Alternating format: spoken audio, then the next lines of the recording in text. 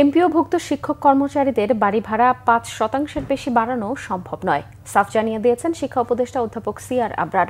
বলেন, শিক্ষকরা রাজি হলে ১ নভেম্বর থেকেই এই ৫% বাড়ি ভাড়া বৃদ্ধি বাস্তবায়ন সম্ভব। সরকার শিক্ষকদের এমন কোনো আশ্বাস দিতে চায় না যা পরবর্তীকালে বাস্তবায়ন করা সম্ভব হবে না। দাবি মেনে না নেয়ায় আন্দোলন চালিয়ে যাওয়ার ঘোষণা দিয়েছেন এমপিওভুক্ত শিক্ষা জাতীয়করণ প্রত্যাশী জোটের সদস্য সচিব অধ্যক্ষ দেলওয়ার হোসেন আজিজি। বিস্তারিত এসএম ফয়েজের রিপোর্টে। মূল বেতনের ২০% বাড়ি ভাড়া সহ ৩ দফা দাবিতে আন্দোলনরত বেসরকারি শিক্ষা প্রতিষ্ঠানের এমপিওভুক্ত শিক্ষক কর্মচারীদের বাড়ি ভাড়া ৫% দিতে রাজি সরকার। সচিবালয়ে শিক্ষা উপদেষ্টার সাথে আন্দোলনকারী শিক্ষক কর্মচারীদের প্রতিনিধি দলের বৈঠক হয়। আলোচনা শেষে সরকারের কথা তুলে ধরেন তিনি। শিক্ষকদের যে বেতন সেটা অবশ্যই এটা যত বেশি করা যায় সেটা করা দরকার। ১ নভেম্বর থেকে ৫% হারে তারা সেটা দিতে পারবেন এবং যেটা হচ্ছে যে ন্যূনতম যেটা হতে পারে সেটা হচ্ছে যে ২০০০ টাকা সেটা থাকবে। তো এই জিনিসটা তাদেরকে আমরা অফার করলাম, এই ফিগারটা।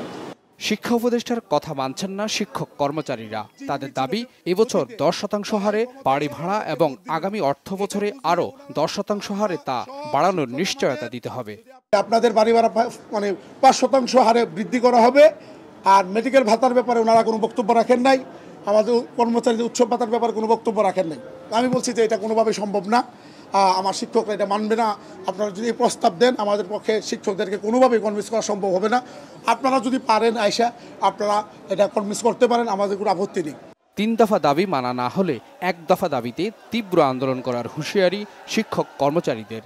আমরা সরকারের কাছে আহ্বান জানাচ্ছি যাতে তারা খুব দ্রুত এর সুরাহা করেন এবং আমাদের যে দাবি ৩টি আছে এই দাবি 3টির জন্য প্রজ্ঞাপন জারি। ৩ দফা দাবি না মানলে আমরা 1 দফায় চলে যাব। সরকারের সব দিকটা সক্ষমতা থাকলেও এই জায়গায় এসে সরকার বিভিন্নভাবে টিচারদের ভোগান্তি পোহাতে হচ্ছে। যতক্ষণ পর্যন্ত আমাদের দাবি আদায় না হবে আমরা এই কেন্দ্রীয় শহীদ মিনার ছাড়ব না। শিক্ষা বাজেটের কোটি কোটি টাকা নামক দুর্নীতির মাধ্যমে বড় বড় কর্মকর্তারা লুটপাট করেন। 1 পয়সা কম দিলে মেনে নেব না। 20% বাড়ি ভাড়া, ১৫,০০০ টাকা চিকিৎসা ভাতা এবং ৭৫% উৎসব ভাতা। পুলিশ দিয়ে আন্দোলন দমন করা যাবে না, প্রয়োজনে লং মার্চ টু যমুনার হুঁশিয়ারিও তাদের। SM Foyez, Bangla Vision, Dhaka.